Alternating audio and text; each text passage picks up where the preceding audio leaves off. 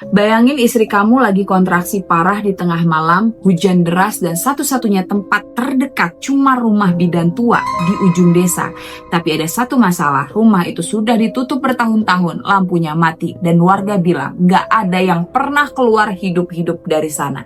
Tapi demi nyawa istri dan anak, kamu terpaksa masuk dan waktu pintu itu terbuka kamu sadar yang menyambut bukan bidan biasa.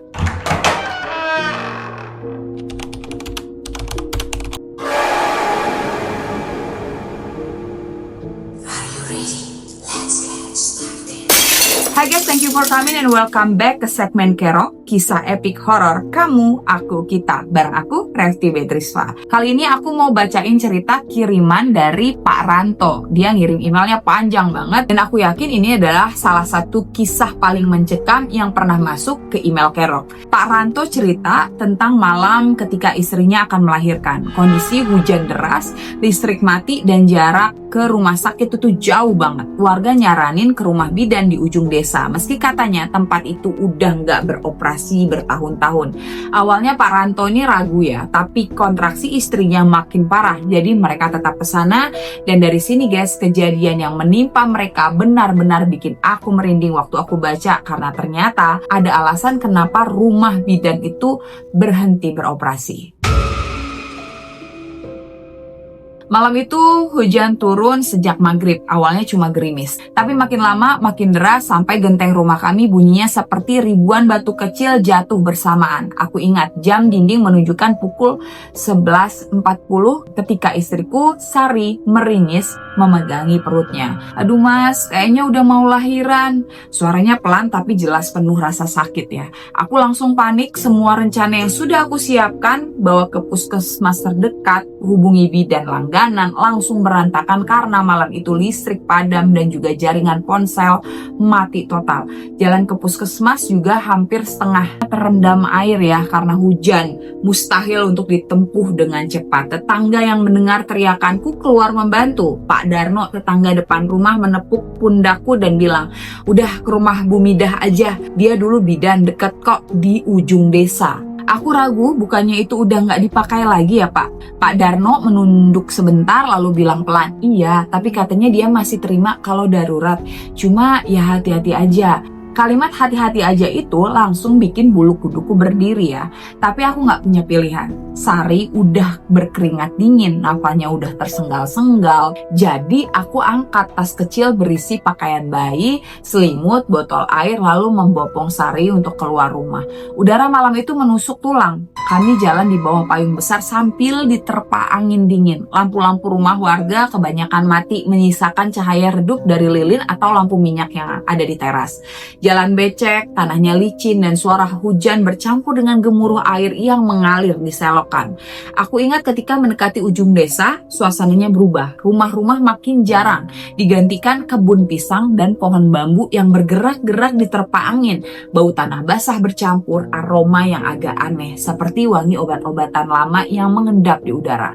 Akhirnya kami sampai ya di rumah Bu Midah, rumah bidan. Dari luar bangunannya seperti rumah biasa, tapi jelas sudah lama tidak ditempati. Catnya terkelupas, ada papan nama praktek bidan, Bu Midah, miring, digantung dengan satu paku berkarat yang hampir jatuh dan tak terlihat gitu ya. Jendela-jendelanya tertutup tirai lusuh. Yang bikin aneh adalah meski tidak ada listrik, dari dalam terlihat cahaya redup berwarna kuning, seperti dari lampu minyak atau lilin. Aku mengetuk pelan ya 3 kali. Tok, tok, tok. Tidak ada jawaban, hanya suara hujan. Aku ngetuk lagi lebih keras. Bu Midah, tolong istri saya mau melahirkan. Suara langkah kaki terdengar dari dalam, pelan tapi teratur. Pintu kemudian terbuka sedikit, memperlihatkan seorang perempuan tua berkerudung putih, kulitnya pucat, matanya sedikit cekung dan senyumannya entah kenapa rasanya begitu dingin. Masuklah. Suaranya serak tapi tegas. Tanpa pikir panjang, aku mengangkat Sari masuk. Ruangan dalamnya seperti membeku di masa lalu. Lemari kayu tua penuh botol obat, kemudian ada meja periksa besi, tirai kain putih yang agak kekuningan, bau antiseptik bercampur aroma obat herbal memenuhi udara. Bu Midah mengarahkan kami ke ruang bersalin di bagian belakang. Dia bergerak pelan tapi langkahnya tidak terdengar sama sekali di lantai kayu itu. Melewati lorong sempit, aku sempat melihat pintu setengah terbuka di sebelah kanan. Di dalamnya ada beberapa tempat tidur dengan selimut putih. Dan aku bisa bersumpah ya, ada seseorang yang sedang berbaring di salah satunya tapi wajahnya tertutup kain. Aku mengedipkan mata dan ketika melihat lagi, ranjang itu kosong. Bulu kuduku langsung meremang. Tapi aku fokus ke Sari. Sari sudah mulai menangis kesakitan dan aku menaruhnya di ranjang periksa. Lalu Bu Midah mulai menyiapkan peralatan. Dia mengeluarkan sarung tangan putih, tapi warnanya bukan putih bersih. Lebih seperti kuning gading seolah sudah lama tersimpan. Anak pertama, tanya Bu Midah sambil memeriksa perutnya Sari. Iya Bu, jawabku gugup.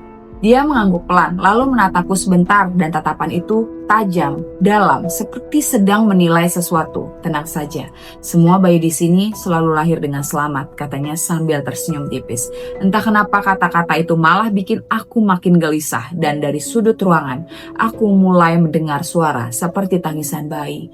Pelan, terputus-putus datang dari arah lemari kayu besar di pojok. Aku menoleh ke Bu Midah, tapi dia seperti tidak mendengar apa-apa. Tangisan bayi samar dari arah lemari itu makin jelas. Awalnya hanya lirih, seperti jauh dari dalam tanah, lalu semakin jelas seperti ada bayi yang baru lahir. Tapi nadanya tak seperti tangisan normal. Biasanya bayi menangis dengan nada naik dan turun dan putus-putus gitu ya. Tapi ini seperti sebuah nyanyian yang disamarkan dalam tangis. Setiap suku katanya membentuk irama yang konsisten membuat bulu kuduku meremang. Aku melirik ke arah Bu Midah. Perempuan tua itu sibuk menyiapkan alat-alat, gunting, benang, baskom air hangat, kain bersih. Gerakannya cepat tapi aneh. Tangannya seolah tahu persis posisi setiap barang tanpa melihat. Matanya justru memandang lurus ke satu titik dinding kosong. Tapi bibirnya sesekali bergerak pelan mengumamkan sesuatu. Sari meringis, menggenggam tanganku dengan ketakutan yang membuat jariku mati rasa. Aduh mas, sakit, suaranya bergetar. Nafasnya tersengal. Aku coba menenangkan. Sabar sayang, sebentar lagi. Tapi sebenarnya aku sendiri panik. Bu Midah mendekat memeriksa perut Sari dengan gerakan yang anehnya terlalu tenang. Anaknya sudah di jalan lahir. Tapi dia menatapku singkat. Kalian harus diam. Jangan menoleh atau merespon suara apapun selain dari saya. Jantungku berdetak makin kencang. Di luar hujan menghantam atap seperti ribuan kerikil yang dilempari sekaligus. Udara di ruangan mulai dingin, bukan dingin biasa, tapi dingin yang menusuk hingga ke tulang-tulang. Nafas kami terlihat seperti asap tipis di udara. Dan tiba-tiba lilin di sudut ruangan bergetar. Nyala apinya condong ke satu arah, ke arah lemari. Di pojok ruangan itu, tangisan bayi dari sana berhenti mendadak digantikan suara klik. Klik, seperti kuku panjang menggaruk kayu. Aku menelan ludah. Bu Midah tanpa menoleh berkata pelan, jangan lihat. Aku mencoba fokus ke Sari, tapi dari bawah ranjang aku mulai mendengar suara lain. Suara perempuan menangis, tangisannya berat, penuh sesal dan setiap detiknya nada tangis itu berubah. Kadang menjadi lirih, kadang meledak jadi teriakan yang terputus. Refleks aku menunduk, tapi Bu Midah langsung membentak, fokus, pegang istrimu. Bentaknya keras tapi datar, seperti dia sedang bicara bukan hanya kepadaku tapi ke sesuatu yang lain yang ada di dalam ruangan ini. Sari berteriak lebih keras. Bu Midah menatapku tajam, pegang kakinya, tahan kuat-kuat, jangan lepas apapun yang terjadi. Aku memegangi kaki Sari erat-erat. Di saat yang sama, aku merasakan lantai kayu di bawahku mulai bergetar halus seperti ada sesuatu yang bergerak di bawahnya. Getaran itu makin lama makin kuat sampai aku bisa mendengar bunyi retak dari kayu itu. Ayo, ayo, tahan sedikit lagi. Suara Bu Midah cepat hampir seperti sedang berlomba dengan waktu. Di tengah proses itu, aku sadar sesuatu aneh terjadi. Setiap kali Sari berteriak, ada suara lain dari lemari yang menirukan teriakannya, tapi suaranya parau seperti tenggorokan penuh dengan pasir. Suara tiruan itu selalu terlambat setengah detik seperti gema, tapi jelas bukan gema. Tiba-tiba, dari dalam lemari terdengar suara bayi menangis lagi, kali ini lebih keras, disertai suara langkah kecil-kecil di dalamnya, seperti ada yang berjalan di dalam ruang sempit itu. Pintu lemari bergetar pelan, lalu berhenti berhenti, lalu bergetar lagi, lebih kuat. Aku hampir melepaskan pegangan pada kaki Sari karena ingin memeriksa, tapi tangan Bu Midah menepuk bahuku keras. Jangan lepaskan, kalau kamu lepas, yang keluar bukan cuma anakmu. Tubuhku langsung dingin. Detik berikutnya kepala bayi mulai terlihat. Aku merasa lega sebentar, tapi rasa itu hilang begitu lampu minyak di ruangan tiba-tiba meredup drastis, hanya menyisakan cahaya dari lilin yang berkedip-kedip. Dalam remang itu aku melihat bayangan tinggi di belakang Bu Midah. Tingginya hampir menyentuh langit-langit, tubuhnya kurus dengan leher panjang, dengan kepala miring ke sisi satu, dan tangannya sangat panjang hingga jemarinya hampir menyentuh lantai. Bayangan itu condong ke arah Sari seolah mengamati proses persalinan dari dekat. Aku ingin teriak, tapi ketika aku membuka mulut seperti ada yang menekan dadaku. Nafasku tersangkut di tenggorokan, aku hanya bisa memandang dengan mata membelalak. Bu Midah menggumam lebih cepat. Tangannya bekerja cekatan mengeluarkan bayi. Saat bayi itu akhirnya lahir, aku langsung mendengar dua tangis bersamaan. Satu dari bayi di tangan Bu Midah dan satu lagi dari dalam lemari. Bedanya, tangisan di lemari terdengar marah seperti meraung. Bayi yang baru lahir itu langsung membuka mata. Tak seperti bayi normal yang matanya biasanya tertutup, kali ini matanya lurus ke arah lemari lalu bibirnya bergerak seperti menggumamkan sesuatu yang tak mungkin bisa diucapkan oleh bayi yang baru lahir. Bu Midah tersenyum tipis, "Selamat mas, bayinya sehat, tapi kalian harus pergi sebelum subuh. Ingat itu." Sebelum aku sempat bertanya kenapa, pintu lemari bergetar keras. Dari celahnya terlihat tangan pucat dengan jari-jari panjang yang meraih keluar. Suara di dalamnya meraung membuat seluruh ruangan bergetar. Bu Midah menutup tirai pembatas ranjang dengan cepat lalu mendorongku sambil memeluk bayi itu. "Ambil istrimu, kita pindah ke ruang depan sekarang." Aku menopang Sari yang udah lemas berjalan cepat melewati lorong. Saat melewati pintu kamar yang tadi sempat terbuka, aku terperanjat. Semua ranjang di dalamnya terisi tubuh-tubuh pucat. Mereka serempak menoleh ke arahku dan wajah mereka rata. Tidak ada mata, tidak ada hidung, dan tidak ada mulut. Aku hampir menjatuhkan Sari karena kaget, tapi memaksakan diri untuk terus berjalan.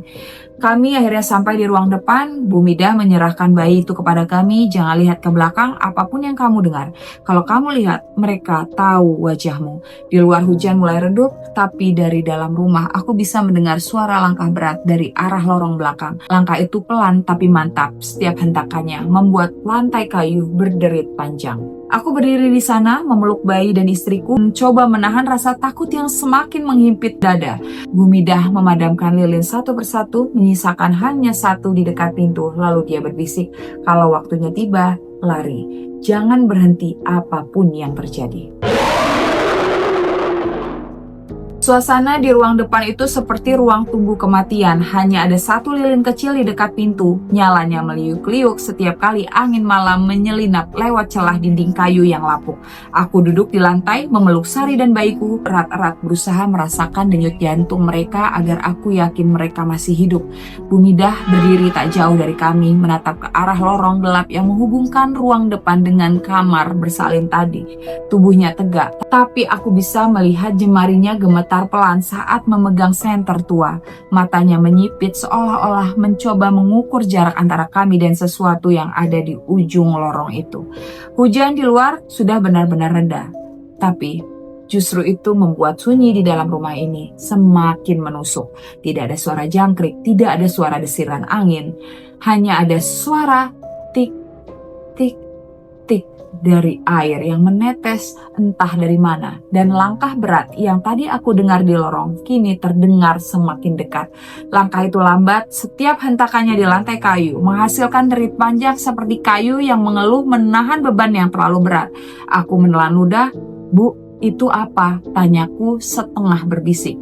Bu Midah tidak menoleh. "Jangan tanya, jaga nafasmu. Kalau dia tahu kamu takut, dia akan mendekat lebih cepat." Aku langsung menutup mulut, mencoba mengatur nafas, tapi itu sulit karena suara langkah itu semakin mendekat dan setiap hentakannya membuat lilin di dekat pintu bergoyang. Nyalanya seperti akan mati kapan saja. Tiba-tiba langkah itu berhenti sunyi. Aku menatap Bu Midah, berharap dia menjelaskan, tapi tiba-tiba, bam! Suara hentakan keras di dinding sebelah kanan kami membuatku terlonjak. Sari, yang tadinya sudah lemas, menggeliat dan menggenggam lenganku erat-erat. Bayi kami menangis, tangisnya nyaring memecah keheningan. Dan saat itu juga, Dari lorong terdengar suara serak, "Diam." Suara itu dalam, berat, tapi terdengar seperti keluar dari kerongkongan yang berisi pasir dan juga serpihan kaca. Bayi kami mulai menangis lebih keras. Bu Midah segera mendekat, meraih bayi itu dari pelukanku, lalu menggendongnya sambil menepuk punggungnya. "Shh, diam nak, diam," gumamnya lirih. Aku ingin bertanya kenapa suara itu bisa tahu ada bayi di sini, tapi sebelum sempat bicara, aku melihat sesuatu di ujung lorong. 2 titik merah kecil muncul dalam kegelapan. Awalnya aku pikir itu pantulan cahaya dari lilin, tapi semakin lama aku sadar, kedua titik itu bergerak pelan, tapi pasti ke arah kami. Aku menatap lekat-lekat dan perlahan bentuk di sekitar titik merah itu mulai terlihat. Tingginya hampir menyentuh langit-langit. Tubuhnya kurus dengan tulang-tulang menonjol seperti ranting kering, kulitnya pucat dan tipis hingga urat-urat hitamnya terlihat jelas. Tangannya panjang hampir menyentuh lantai dan jari-jarinya kurus dengan kuku yang sangat panjang menghitam di ujungnya. Titik merah itu ternyata matanya, guys. Bu Midah berbisik cepat, hampir seperti mantra, "Jangan lihat matanya, tunduk, tutup mata istrimu." Aku langsung merunduk, menutup mata Sari dengan tanganku, lalu menundukkan kepala bayi dengan hati-hati, tapi aku masih sempat melirik sedikit dan itu adalah kesalahan besarku. Dalam sekilas pandang itu, aku melihat mulut makhluk itu tidak seperti mulut manusia. Mulutnya membentang hingga hampir ke telinga, dipenuhi gigi-gigi kecil yang runcing, dan di sela gigi-gigi itu ada sesuatu yang bergerak seperti tangan bayi yang menggeliat pelan sebelum ditarik masuk kembali ke dalam tenggorokan makhluk itu. Aku menahan mual, makhluk itu terus berjalan ke arah kami tapi langkahnya berhenti tepat di ambang lorong. Dia berdiri diam di sana, hanya menggerakkan kepalanya pelan ke kanan dan ke kiri seolah sedang mencari sesuatu di udara. Bayi kami mulai merintih lagi dan Bu Midah langsung menepuk punggungnya lebih keras, menenangkan sambil menggumamkan doa. Tapi entah kenapa, aku merasa suara doa itu bukan doa yang biasa aku dengar di masjid. Nada dan bahasanya terdengar tua, asing seperti berasal dari bahasa yang sudah lama hilang. Makhluk itu tiba-tiba memiringkan kepalanya ke sisi satu, matanya yang merah menatap lurus ke arahku, nafasku tercekat. Bu Midah melangkah maju, berdiri antara kami dan makhluk itu. "Ini bukan waktumu," katanya tegas, tapi nadanya bukan seperti sedang bicara ke manusia, lebih seperti menegosiasikan sesuatu dengan hewan buas yang kelaparan. Makhluk itu mengeluarkan suara gemuruh rendah, lalu perlahan mundur ke kegelapan lorong. Kedua titik merah itu redup lalu menghilang. Aku ingin merasa lega, tapi Bu Midah langsung berbalik padaku. "Kita harus keluar sekarang sebelum dia kembali dengan yang lain." Aku menggendong Sari di punggung, memeluk bayi kami di dada, lalu mengikuti Bu Midah menuju pintu depan. Dia membuka pintu perlahan, memastikan tidak ada siapapun di luar, dan udara malam menyeruak masuk dingin dan lembab. Langit malam masih gelap, tapi di timur sudah ada sedikit cahaya samar, tanda subuh hampir tiba. "Kita lari. Jangan berhenti. Kalau kamu dengar suara orang memanggil namamu, jangan jawab," kata Bu Midah cepat. Kami berlari menembus halaman rumah bidan itu. Tanahnya basah dan juga licin. Aku hampir terpeleset tapi segera menyeimbangkan diri. Suara hujan yang tadi reda tiba-tiba terdengar lagi. Tapi anehnya hanya di sekitar rumah itu, seakan hujan hanya turun di sana, tidak ada di tempat lainnya. Setelah beberapa puluh meter, aku mendengar suara langkah lain di belakang kami, cepat dan juga berat. Aku menoleh sekilas dan melihat lebih dari satu pasang mata merah kini mengejar dari arah rumah. Mereka melayang rendah di atas tanah, bergerak dengan kecepatan yang mustahil untuk tubuh manusia. "Cepat, jangan lihat lagi," teriak Bu Midah. Kami terus berlari hingga melewati jembatan kayu kecil di tepi desa. Begitu kaki kami menginjak tanah di seberang, tiba-tiba suara langkah itu berhenti. Aku menoleh lagi. Rumah bidan itu kini terlihat jauh, tapi dari balik jendelanya aku melihat sosok-sosok tinggi kurus berdiri diam, menatap ke arah kami dan jumlahnya banyak. Bu Midah menatapku tajam. "Ingat, jangan pernah kembali ke sana, dan kalau anakmu mulai menangis tanpa sebab di malam hari, jangan ditenangkan, biarkan sampai tangisnya berhenti sendiri." Aku ingin bertanya kenapa, tapi sebelum sempat, ayam berkokok. Cahaya subuh mulai merayap di cakrawala, dan anehnya, suara tangisan bayi yang tadi terdengar jelas di telingaku kini hilang. Yang hanya ada suara napas kami yang terengah-engah dan perasaan kalau dari kejauhan ada yang masih memperhatikan kami. Pagi itu setelah kejadian di rumah bidan, aku mengantarkan Sari dan juga bayi kami ke rumah orang tuaku yang jaraknya tidak terlalu jauh dari rumah kami. Mereka punya kamar yang cukup hangat dan juga bersih, dan aku pikir itu adalah tempat yang paling aman untuk sementara waktu. Tapi bahkan sebelum matahari benar-benar naik, aku mulai sadar ada yang tidak beres. Bayi kami tidak berhenti menangis, suaranya tidak seperti bayi baru lahir pada umumnya. Ada nada melengking yang menusuk telinga, seperti teriakan kecil yang memaksa masuk ke dalam kepala. Dan tangis itu tidak berhenti meski Sari sudah menyusuinya, mengganti popoknya, bahkan menggendongnya berjam-jam. Yang lebih membuatku merinding, bayi itu tidak pernah memejamkan mata. Kelopak matanya tetap terbuka lebar, bola matanya bergerak cepat seperti sedang melihat sesuatu yang tidak kami lihat. Ibuku mencoba membantu, mengayun-ayunkan bayi itu di gendongan sambil melantunkan ayat-ayat yang dia hafal. Tapi setiap ayat itu sampai pada bagian tertentu, bayi kami justru menangis lebih keras, seolah-olah marah atau terganggu. Aku menatap Sari, wajahnya pucat, matanya merah karena kurang tidur. "Mas, ini bukan tangisan biasa," katanya lirih. Aku mengangguk. Aku tahu, hari berganti malam. Kami mencoba segala cara, menidurkan di ayunan, membendongnya hangat, memutar musik lembut, tapi tidak ada yang berhasil, guys. Dan saat jam dinding menunjukkan pukul 12 malam, tangis bayi itu berubah. Sekarang bukan lagi suara bayi, tangisnya terdengar berat, serak, seperti suara orang dewasa yang memaksa keluar dari tenggorokan kecil. Ibuku langsung menghentikan ayunan. "Ini bukan cucuku," bisiknya ketakutan. Aku merasa darahku berhenti mengalir. "Apa maksudnya, Bu?" Ibuku tidak menjawab, tapi dia langsung masuk ke dapur, mengambil segelas air yang sudah diberi doa, lalu memercikannya ke wajah bayi itu. Bayi itu tiba-tiba berhenti menangis. Mulutnya terbuka lebar, matanya yang hitam kini memantulkan cahaya merah samar, persis seperti yang kulihat di rumah bidan itu. Sari menjerit, tapi sebelum kami bisa bereaksi lebih jauh lagi, bayi itu tertawa. Tawa pelan, kering, tapi jelas bukan tawa seorang bayi. Aku memeluk Sari, berusaha menahan tubuhnya yang gemetar, dan ibuku hanya berdiam di sudut ruangan menggenggam erat tasbihnya. "Ran," dengan suara serak, "malam ini kamu harus bawa dia ke Bumidah lagi." Aku terperanjat. "Ke rumah itu lagi, Bu? Kita hampir..." "Kalau tidak besok pagi anakmu bukan lagi anakmu." Suasana di kamar itu langsung terasa menekan. Bayi di gendongan Sari kini menatapku lurus, bibirnya bergerak-gerak seperti sedang membentuk sesuatu kata. Dan yang keluar dari mulutnya adalah namaku, Ranto. Suara itu berat, dalam, tidak mungkin keluar dari tenggorokan seorang bayi. Aku merasakan bulu kuduku berdiri semua. Sari mulai menangis, tapi sebelum aku sempat menenangkannya, lampu di kamar kami mati, guys. Gelap total. Dari luar rumah terdengar suara langkah-langkah berat, persis seperti yang aku dengar di lorong rumah bidan kemarin. Aku tahu mereka sudah menemukan kami. Aku tidak ingat kapan terakhir kami merasa setakut ini. Napasku pendek-pendek, tangan Sari gemetar saat memeluk bayi yang terus menatap kami dengan mata yang lebar. Mata yang rasanya lebih tua dari umur bayi itu sendiri. Ibuku mendesak, "Pergi sekarang, jangan tunggu subuh, jangan tunggu dia berubah sepenuhnya." Kata dia keluar dari mulut ibu seperti menyebut sesuatu yang bukan lagi anak kami. Aku langsung mengambil jaket tebal, memasukkan senter, dan membawa sebilah pisau dapur, meski entah untuk apa.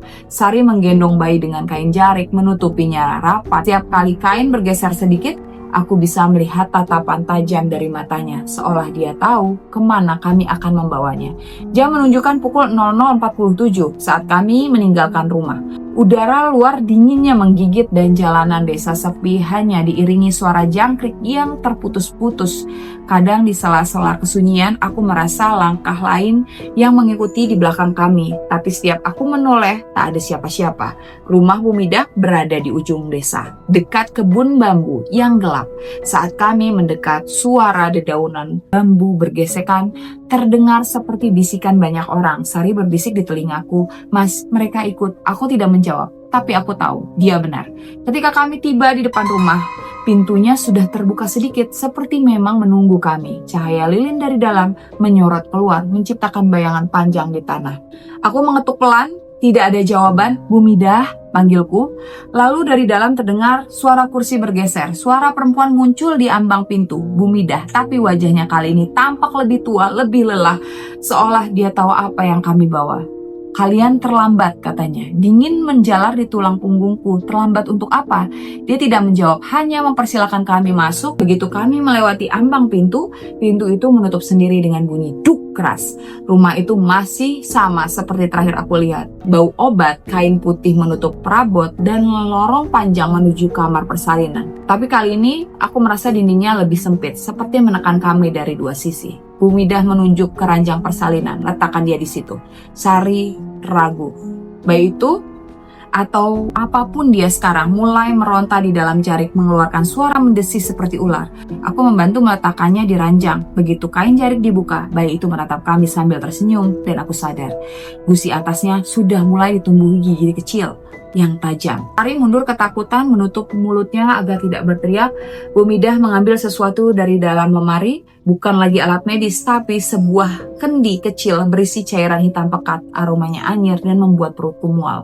Dia menuangkannya ke dalam mangkuk tanah liat, lalu mencelupkan jarinya.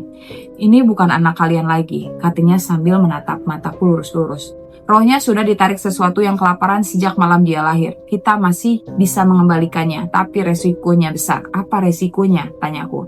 Dia menatapku lama. Kalau gagal, yang keluar bukan dia, tapi kalian berdua juga akan jadi milik mereka. Sari terisak, memegang tanganku erat, menelan ludah, mencoba mengusir rasa takut. Lakukan apapun caranya.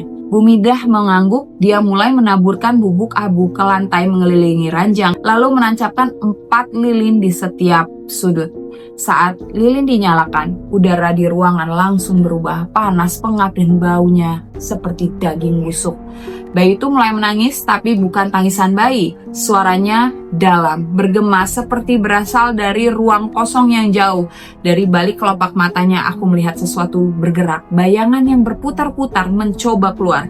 Bu Midah mulai membaca mantra. Suaranya berat, kadang terdengar seperti 2 orang yang berbicara bersamaan. Lilin-lilin bergetar, dan dari sudut ruangan aku melihat bayangan-bayangan mulai merayap di dinding. Bentuknya memanjang seperti tangan yang mencoba meraih ranjang. Tiba-tiba semua lilin padam sekaligus, gelap total. Di dalam gelap itu aku merasakan nafas dingin di leherku dan sebuah suara berat berbisik tepat di telingaku. Terlambat, dia sudah milik kami. Aku menoleh cepat, tapi yang kulihat hanya kegelapan pekat. Saat lilin menyala kembali, bayi kami tidak lagi diranjang. Dia berdiri di sudut ruangan, berdiri. Dengan kaki kecilnya yang goyah, tapi tatapannya menunduk ke lantai seperti sedang mengintai sesuatu. Sari menjerit, Bu Midah menahan kami. Jangan dekat, dia bukan bayi sekarang. Bayi itu mengangkat kepalanya perlahan, wajahnya memanjang, kulitnya pucat, dan matanya itu kini sepenuhnya merah. Senyumnya melebar sampai hampir ke telinga, lalu dia berbicara, suara laki-laki dewasa yang parau. Kalau mau dia kembali, satu nyawa harus tinggal di sini. Suasana di ruangan membeku, aku tahu siapa yang dimaksud. Ruangan itu terasa seperti tidak lagi berada di dunia nyata. Bau anyir bercampur aroma dupa memenuhi udara, sementara suara detak jantungku terdengar jelas di telinga, lebih keras dari suara tangisan bayi atau mantra yang dilantunkan oleh Bu Midah. Satu nyawa harus tinggal di sini. Kalimat itu bergema seperti diucapkan oleh banyak suara sekaligus. Bayi kami berdiri di sudut, tubuh kecilnya bergerak kaku, tapi matanya menatap tajam ke arahku dan Sari. Sari memeluk lenganku erat. Mas, jangan, kita bisa cari cara lain. Aku ingin mengiyakan, tapi aku tahu waktu kami tidak banyak. Udara di sekitar bayi mulai beriak seperti kabut yang panas, dan dari lantai muncul tangan-tangan hitam kurus merayap ke arah ranjang. Bu Midah melangkah maju, matanya fokus ke sosok bayi itu. Mereka memberi pilihan, Ranto. Kalau kau setuju, nyawa yang kau berikan akan menggantikan roh bayi ini, dan mereka akan membiarkanmu kembali hidup normal. Aku menatap Sari. Dia sudah menangis tanpa suara, air matanya jatuh di pipi. Kalau harus ada yang pergi, itu aku, kataku lirih. Sari langsung menggeleng keras. Tidak, kau pikir aku bisa hidup tanpa kamu? Kalau aku yang pergi, setidaknya kamu bisa membesarkan dia, jawabku mencoba tersenyum meski perutku melilit ya karena ketakutan. Tapi sebelum aku bisa melangkah, Bu Midah berteriak, tunggu, jangan langsung memilih. Dia membungkuk, menaruh kendi hitam di lantai, lalu menarik sehelai benang merah dari lehernya. Ada cara lain, beresiko tapi mungkin berhasil. Dia menatap bergantian. Kalau kita bisa memutus ikatan mereka dengan memanggil namanya yang sebenarnya, roh itu akan lepas. Tapi kalau salah memanggil, roh bayi akan ikut tertarik bersama mereka pergi. Aku terdiam. Nama sebenarnya? Bu Midah mengangguk. Bayi itu lahir dengan nama yang sudah terpatri di dunia gaib dan mereka menggantinya sejak malam kelahiran. Kita harus memanggil nama aslinya yang tersimpan di arwahnya sendiri. Masalahnya, kami belum pernah memberi nama bayi itu. Dia lahir sebelum sempat diresmikan dan sejak pulang dari rumah bidan, kami terlalu sibuk lawan teror ini. Sari terisak. Bagaimana kita bisa tahu namanya? Bu Midah menutup mata, memegang kendi tadi dengan dua tangannya. Kau harus melihat langsung ke matanya, Ranto. Di sana nama itu terukir. Tapi hati-hati, kalau kau terlalu lama menatap, mereka akan menarikmu masuk. Aku menelan ludah, lalu perlahan mendekati bayi itu. Dia masih tersenyum, tapi kali ini giginya bertambah banyak, runcing seperti taring hewan liar. 1 langkah, 2 langkah, 3 langkah. Kini jarak kami hanya sekitar 1 meter. Bayi itu memiringkan kepalanya lalu menatap lurus ke mataku dan saat itu juga aku merasa jatuh. Aku tidak lagi berada di ruang persalinan itu. Aku berdiri di sebuah lapangan tanah luas, langitnya merah darah dan sekitarku ada puluhan sosok hitam kurus, wajahnya samar, matanya bercahaya merah dan mereka semua menatapku tapi tanpa bergerak. Di tengah lapangan, bayi kami duduk di tanah, tubuhnya membesar cepat menjadi seperti anak berumur 5 tahun, lalu 10, lalu remaja, dan setiap kali usianya bertambah, matanya semakin dalam, semakin penuh kegelapan. Dan aku tahu aku harus cepat, aku memaksa menatap lebih dalam ke bola matanya dan di sanalah, di antara pusaran hitamnya, aku melihat sesuatu, huruf-huruf asing yang berkilau, mereka membentuk sebuah nama. Aku mengucapkannya pelan, begitu nama itu keluar dari bibirku, tanah di bawahku berguncang, sosok-sosok hitam mulai bergerak, tangan mereka terulur, mencoba meraihku. Aku terhuyung, terdorong kembali dan aku membuka mata kembali di ruang persalinan. Nafasku terengah, Bu Midah berdiri di depanku, katakan namanya sekarang. Aku menatap bayi itu dan berteriak sekuat tenaga memanggil nama yang kulihat. Dan bayi itu menjerit keras, tubuhnya kejang, lalu dari mulutnya keluar asap hitam pekat yang melesat ke langit-langit. Lilin-lilin padam seketika dan suara jeritan panjang terdengar dari segala arah, jeritan yang bukan lagi dari dunia ini. Ketika lilin kembali menyala, bayi kami sudah terbaring di ranjang, matanya tertutup, napasnya teratur seperti bayi normal. Dan Sari langsung memeluknya, menangis terseduh-seduh. Aku terjatuh berlutut, lemas, merasa setengah jiwaku tertinggal di tempat lagi. Bu Midah duduk di lantai, wajahnya pucat. Kalian selamat. Untuk sekarang, aku mengangkat kepala. Untuk sekarang, dia menatapku tajam. Roh itu akan mencari jalan kembali. Dan kalau dia menemukan kalian, dia tidak akan lagi datang sendiri. Di luar rumah bidan itu, angin malam bertiup kencang, membawa suara seperti tawa jauh dari kejauhan. Dan aku tahu, ini belum selesai. So guys, itu tadi ya cerita dari Pak Ranto yang dikirim ke email Kerok. Gimana menurut kalian? Buat aku ini adalah salah satu cerita yang bikin jantung berdegup sampai akhir cerita. Bayangin ya, kamu udah lega karena bayi kamu udah selamat, tapi ternyata ancamannya belum benar-benar hilang guys. Pak Ranto bilang setelah kejadian malam itu mereka pindah dari desa itu. Tapi setiap kali tengah malam bayi mereka kadang senyum ke arah pojok yang kosong. Senyum yang persis sama seperti waktu di rumah bidan itu. Dan anehnya, setiap ulang tahun bayi itu selalu ada angin kencang bertiup meski langitnya cerah, dan di antara desiran angin kadang Pak Ranto masih dengar suara itu memanggil namanya, Ranto. Sampai sekarang mereka nggak pernah lagi balik ke desa itu dan nggak ada yang tahu ya apakah roh yang dulu mencoba mengambil bayi mereka masih berkeliaran. Tapi satu hal yang Ranto tekankan dalam emailnya, kalau kalian berada di tempat yang punya sejarah kelam, jangan pernah remehkan tradisi atau peringatan warga setempat. Oke guys, kalau kalian punya cerita horor, boleh loh cerita kalian dikirim aja ke email kami di kerok053@gmail.com. Nanti kita akan bacain di segmen-segmen Kerok lainnya gitu ya. Jangan lupa untuk like, subscribe, juga komen agar kalian gak ketinggalan cerita-cerita horor yang mungkin akan bikin kalian susah tidur malam nanti. Dan ingat, kalau kalian dengar suara bayi menangis di tengah malam di rumah yang kosong, jangan pernah mencari sumbernya. Aku Rekti Beatrice pamit, see you, bye-bye. Mwah.